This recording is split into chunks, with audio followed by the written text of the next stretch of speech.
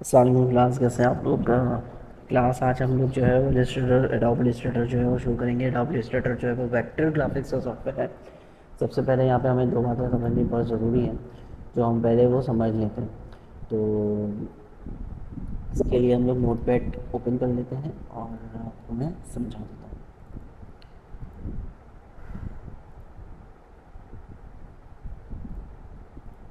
दो तरह की ग्राफिक्स होती है, एक होती है वेक्टर ग्राफिक्स और एक होती है रास्टर ग्राफिक्स। वेक्टर ग्राफिक्स वो होती है जो मैथमेटिकल इक्वेशन से मिलकर बनती है और इसलिए ये जो है वो पिक्सल इंडिपेंडेंट कहलाती है, रेजोल्यूशन इंडिपेंडेंट कहलाती है। जबकि रास्टर जो है वो पिक्सल्स से मिलकर बनती है, रास्टर की पिक्चर, तो वो इसलिए रेजोल्यूशन डिपेंडेंट कहलाती है। तो यहाँ पे अपन दोनों के बारे में डिफ्रेंशिएट अगर मैं आपको लोगों को समझाऊँ तो मैं ये बता रहा हूँ, वेक्टर ग्राफिक्स ऐसे ही ग्राफिक्स होती है जिसको हम छोटे से छोटा रखें या बहुत बड़े से बड़ा करें, उसमें कभी भी हमें पिक्सल्स नज़र नहीं आएंगे। जो अमूमन हम पिक्चर्स अपना मोबाइल कैमरा से यहाँ खींचते हैं, जब हम उनको थोड़ा जूम करते हैं, बड़े करते हैं, तो हमें ब्लॉक ब्लॉक बने हुए नज़र आते हैं, वो पिक्सल्स होते हैं। अच्छा, और जो पिक्चर पिक्सल से मिलकर बनती है, जैसे मैंने अभी बताया कि वो बड़ी हम करें तो वो पिक्सलेट हो जाती है, तो वो पिक्चर्स रास्टर पिक्चर्स कहलाती हैं। अब होगा ये भाई, वेक्टर जो है वो आर्टिफिशियल होता है। कोई हम लोग एक इलस्ट्रेशन या कोई हम ड्राइंग बनाते हैं, वो हमारी क्रिएट की हुई होती है, इल्यूजन होती है, इमेजिनेशन से होती है। रास्टर रियल पिक्चर्स या रियल चीज़ों के साथ होती है। अब इसकी एग्जांपल ये है कि भाई अगर मुझे एक स्पाइडरमैन बनाना है, तो मैंने इलस्ट्रेशन उसके लिए शुरू की, मैंने एक पिक्चर ड्राइंग ले रही थी उसके लिए शुरू किया। लेकिन अगर मुझे स्पाइडरमैन जो रियल वाला है वही चाहिए और मैं उसको कराची में नज़ारे कायद पर चढ़ते हुए दिखाना चाह रहा हूँ, तो मुझे कायद अज़म मीनार पाकिस्तान, कायद अज़म का मज़ार भी जो है वो बेसिकली ओरिजिनल चाहिए, मुझे स्पाइडरमैन भी ओरिजिनल चाहिए होगा, और मैं उसको उस तरह से बनाऊंगा कि वो लगे कि वो ओरिजिनल है। तो वो पूरी पिक्चर पिक्सल्स पे ही बनेगी। ये तो ऑब्वियस सी बात है कि बाज़ार कायद हम कोई ड्राइंग वाइज बनाएंगे या कुछ, तो ड्राइंग वाइज हो जाएगा। हम लोगों को तो चीज़ रियल चाहिए ना। तो डेट्स वाई जो है वो हम लोगों को यहाँ पे दो डिफरेंस के हिसाब से दो डिफरेंट तरीके से काम करना पड़ जाता है। अगर कोई चीज़ इमेजिनेशन के साथ करनी हो तो हम वेक्टर ग्राफिक्स में जाएंगे, और अगर कोई चीज़ हमें रियली दिखानी है और रियल चीज़ों के साथ वर्कआउट करना है, रियल मीन्स रियल थिंग्स, तो फिर हमें रास्टर पिक्चर्स पे काम करना होता है। ठीक है, तो इसलिए दोनों ही बड़ी काम की ग्राफिक्स में। तो हम लोग एडोब इलस्ट्रेटर जो शुरू कर रहे हैं वो वेक्टर ग्राफिक्स का। ठीक है, अच्छा, इसी तरीके से जो है वो हमारे पास दो और चीज़ें मैं यहाँ पे डिस्कस करना चाहता हूँ इसको स्टार्ट करने से पहले, कि एक चीज़ होती है हमारे पास RGB कलर्स। कंप्यूटर्स के अंदर कलर्स की स्पेलिंग COLOR लिखी जाती है, COLOUR नहीं लिखी जाती। अच्छा, और एक होता है CMYK। RGB का फुल फॉर्म है रेड, ग्रीन, ब्लू।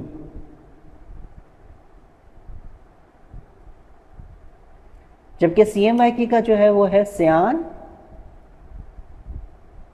मैजेंटा,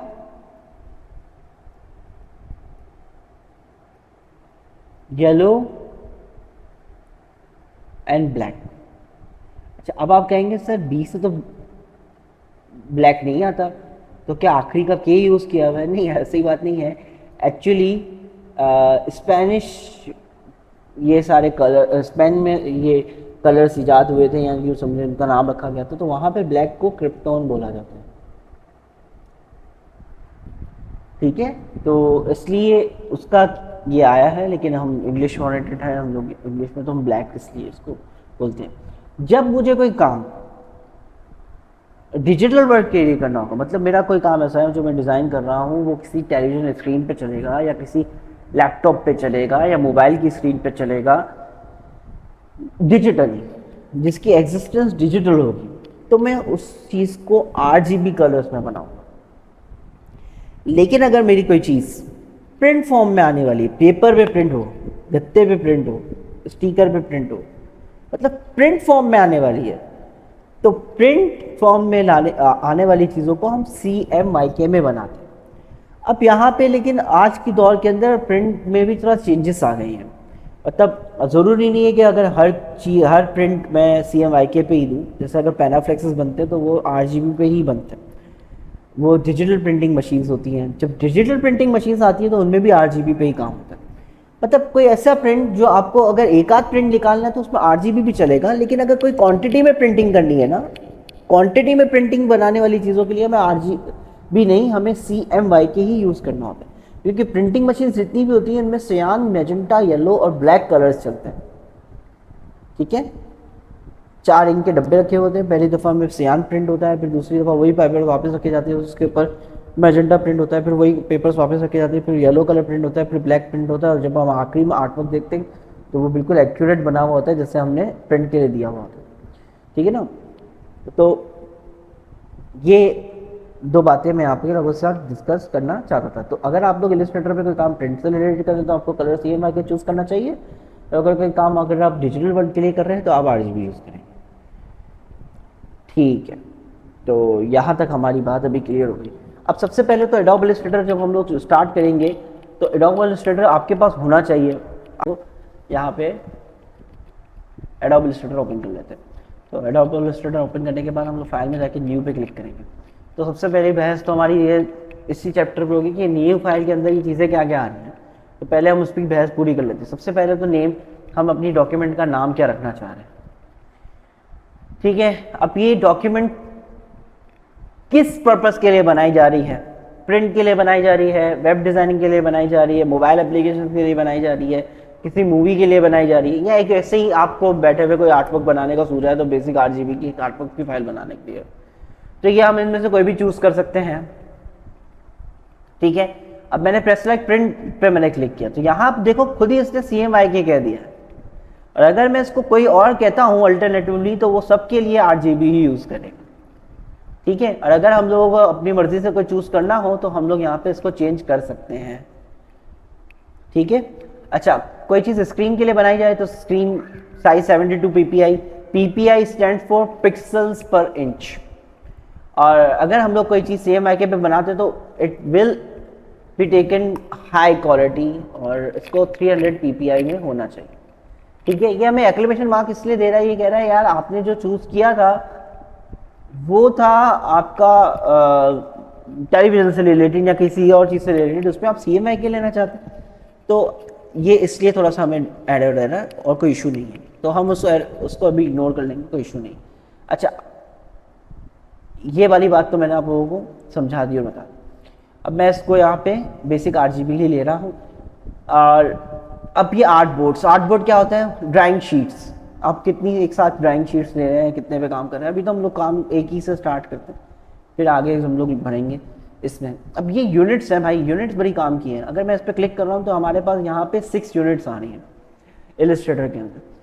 पीका, points, picas, inches, millimetre, centimetre, pixels, points. एक डॉट होता है ना, उसको एक पॉइंट कहते हैं। पॉइंट का साइज होता है 0.3528 mm और एक नुक्ता, बस इतनी सी बात समझ लीजिए। अच्छा, ये जब 12 नुक्ते एक साथ मिलते हैं तो एक पीका बनाते हैं। अगर कोई 12 पॉइंट्स को आपस में जोड़ दिया जाए तो बड़ा पॉइंट बन जाता है, उस पॉइंट को पीका कहेंगे।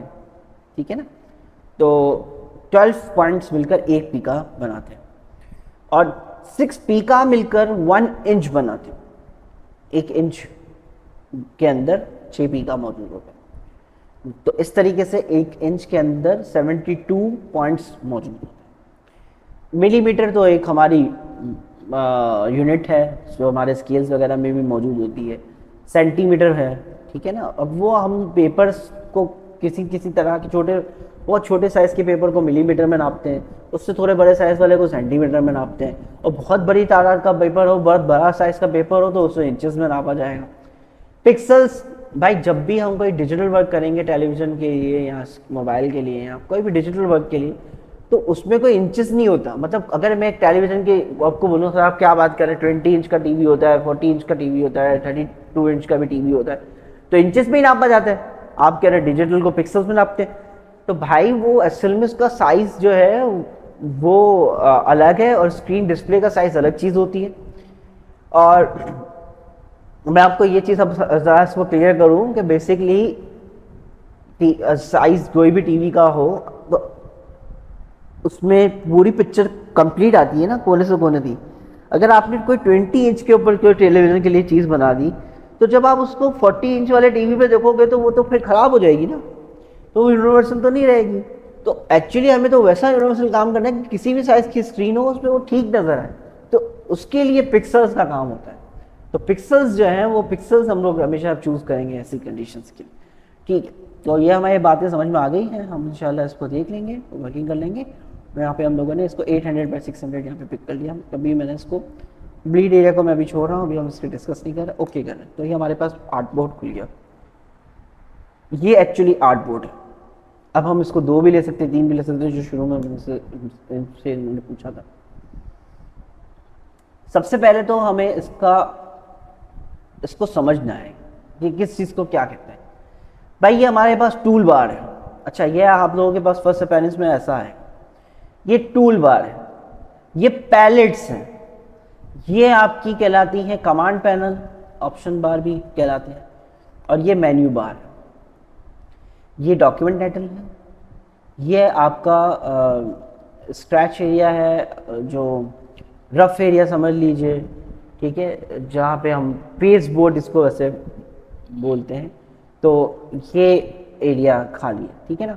अच्छा, ये स्टेटस बार है, और ये हॉरिजॉन्टल स्क्रॉलर है, ये वर्टिकल स्क्रॉलर। तो पैलेट्स, यहाँ पे बहुत सारी पैलेट्स हैं, अलग अलग पैलेट्स हैं, अलग अलग चीज़ों के रिलेटेड हैं। एक साथ ये इस पॉइंट पे क्लिक करके एक साथ देखी जा सकती है, एक साथ छुपाई जा सकती है। टूल्स में भी हम 2 रो बना सकते हैं, और 2 कॉलम बना सकते हैं, 1 कॉलम बना सकते हैं। तो ये हम पे डिपेंड करता है कि हम क्या चाहते हैं। तो फर्स्ट ऑफ ऑल तो ये चीज़ों को, इन सब चीज़ों को ये चीज़ कहते हैं। अगर कोई इत्तेफाक से कोई चीज़ हमसे हिल जाए, ख़राब हो जाए, और हम परेशान हो जाए कि यार क्या हुआ, तो भाई कोई बात नहीं, यहाँ पर हमारे पास वर्क स्पेस बने हुए आ रहे हैं, हम इस पर जाके रीसेट इंस्टेंशन करेंगे तो सारी चीज़ें वापस दुरुस्त हो जाएंगी, और फिर से वो सारी चीज़ें वैसे ही आ जाएंगी जैसे थी, ठीक है ना। तो ये बड़ा एक अच्छा हमारे पास फ़ायदेमंद ऑप्शन है, ठीक है ना भाई। अच्छा, सो फर्स्ट ऑफ ऑल हम यहाँ एक चीज़ समझ रहे हैं कि किस तरह से हम इस पर वर्किंग करेंगे, क्या होगा, और किस तरह से हम इस पर प्ले कर सकते हैं, इसको समझ सकते हैं, बना सकते हैं चीज़ों को। तो हम स्टार्ट करते हैं। फर्स्ट ऑफ ऑल तो हमारे पास ये जो टूल बार है, हम इसको 2 कॉलम में तोड़ लेंगे ताकि हमारे पास खुशाद हो और हमें समझ में आए चीज़ें क्या है। तो ये हमारे पास एक आइकन आ रहा है जिससे रेक्टेंगल टूल लिखा हुआ है, इसको हमने सेलेक्ट कर लिया और हमने यहाँ पे क्लिक करके ड्रैग करके इसको बनाया, तो ये रेक्टेंगल ड्रॉ हो गया। अच्छा, अब इसको अगर हमें पकड़ना हो, सेलेक्ट करना हो, तो सिलेक्शन टूल इसके लिए यूज होगा, जब भी क्लिक करेंगे वो सेलेक्ट हो जाए।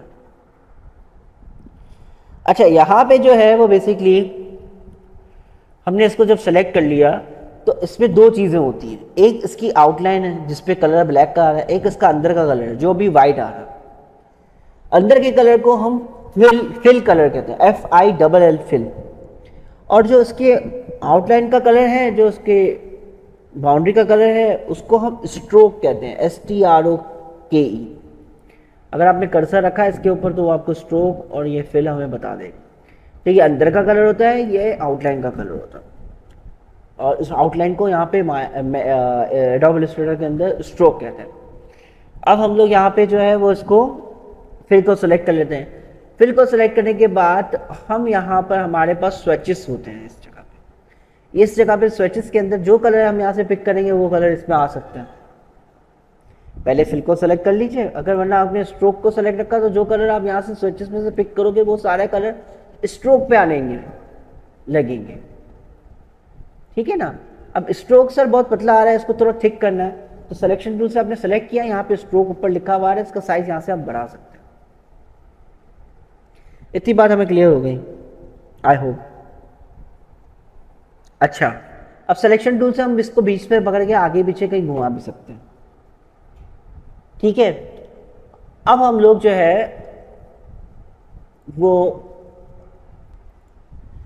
अच्छा तो हमने अब इसको डिलीट कर दी इस ऑब्जेक्ट, और हम इसको थोड़ा समझते हैं और आगे बढ़ते हैं।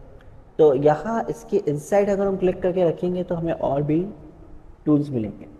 मैं आज इन तीन के बारे में ही डिस्कस कर रहा हूँ, ज़्यादा मैं डिस्कस नहीं करूँगा। ठीक है, राउंडेड रेक्टेंगल टूल मैंने क्लिक कर लिया, इसको सेलेक्ट करके रखा, मैंने क्लिक करके ड्रैग किया तो देखिए इसके कॉर्नर राउंड है। ठीक है, अब अगर इसके कॉर्नर्स को मज़ीद राउंड हमें करना है तो हम हमारे कीबोर्ड में अप एरो की प्रेस करेंगे तो इससे ज़्यादा होगा और डाउन एरो की से कम होगा। अब माइट भी हो सकता है कि आपको ये वाली बात समझ ना आई हो, तो 1 मिनट के लिए मैं अपने पास ये माउस कर्सर ऑन कर लेता हूँ ताकि आप लोगों को मैं समझा सकूँ।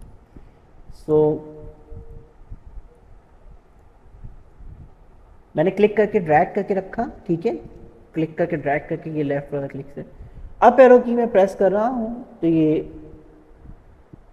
राउंड ज़्यादा हो रहा है, डाउन एरो की से कम हो रहा है। ठीक है, जो कीबोर्ड में एरोज होते हैं उसके थ्रू ये बाकी।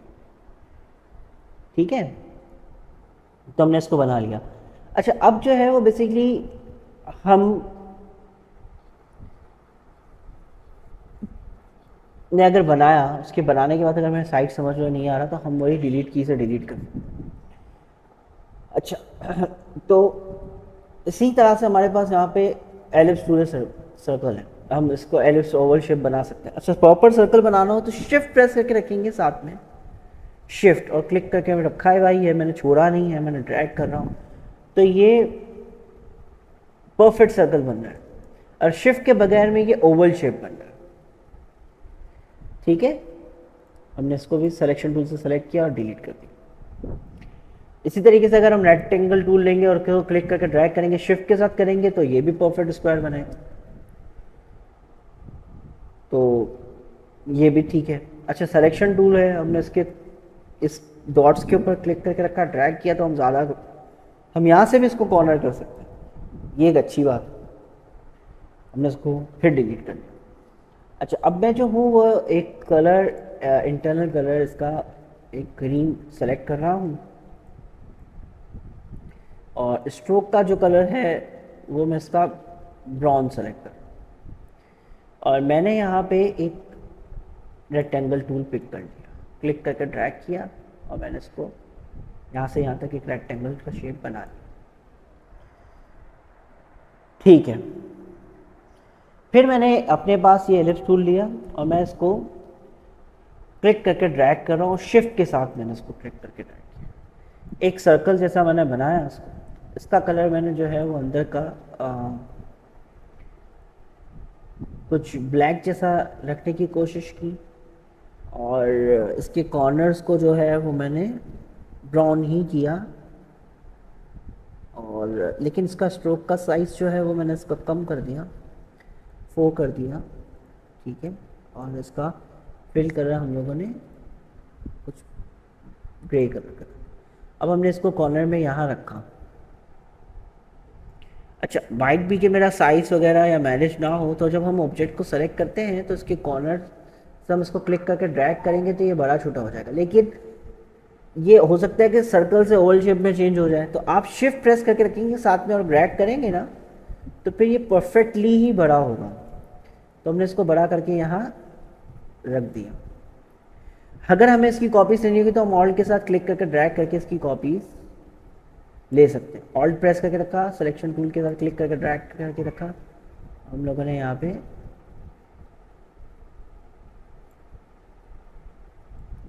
कॉपीज ली। अच्छा, शिफ्ट के साथ हमने क्लिक किया तो दोनों सेलेक्ट हो गए, और फिर हम लोग ऑल्ट के साथ इसको क्लिक करके ड्रैग करेंगे, सेंटर में हम लोग इसको लेकर आ जाएंगे, ऑलमोस्ट सेंटर पे जैसे हम लोग इसको लेकर। अच्छा, तो हमने इसकी कॉपी भी ले ली। अब हम लोगों ने यहाँ पर एलिप्स टूल लेकर एक क्लिक करके ड्रैग करके एक शेप बनाया, उसके अंदर का कलर हमने रेड कर दिया और उसका आउटर कलर जो है वो हमने ब्लैक कर दिया, और मज़ीद पतला हमने इसको शेड दी। अच्छा, अब हम इसके बाद ऑल्ट के साथ से क्लिक करके ड्रैग करके कॉपी ले रहे हैं। यहाँ एक ऊपर रखा, यहाँ हमने इसको थोड़ा नीचे रखा, और इस तरीके से हम लोग इसको अब रखना शुरू कर देते हैं।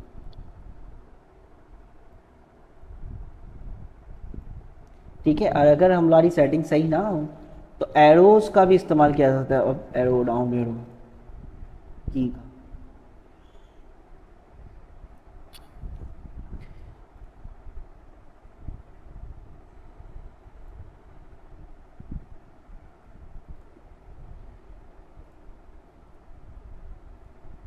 ठीक है, अब मैंने ऑल्ट के साथ फिर क्लिक करके ड्रैग करके इसकी कॉपी ले ली, और ऑल्ट के साथ क्लिक करके ड्रैग करके कॉपी, ऑल्ट के साथ क्लिक करके ड्रैग करके कॉपी, शिफ्ट के साथ तीनों को सेलेक्ट करके थोड़ा सा मैंने पीछे कर लिया, नीचे भी कर लिया। अब फिर एक कॉपी इसकी ली, ऑल्ट के साथ साइड में रख ली, क्लिक करके ड्रैग करके, और हमने इसको वाइट कर दिया। तो ये हमारी एक स्नूकर टेबल सॉर्ट ऑफ तैयार हो गई। ठीक है ना, तो ये तरीक़ाकार है इलस्ट्रेटर पे ड्राइंग्स करने का।